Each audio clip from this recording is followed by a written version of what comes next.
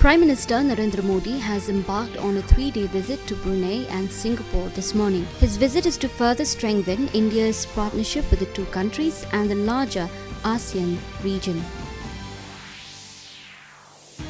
President Draupadi Murmu has said that all educational institutions should create a safe environment for girls as they are an integral part of the country's development.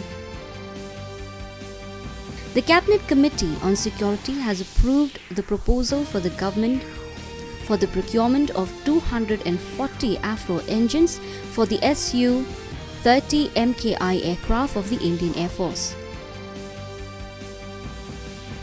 The Centre has notified the constitution of the 23rd Law Commission.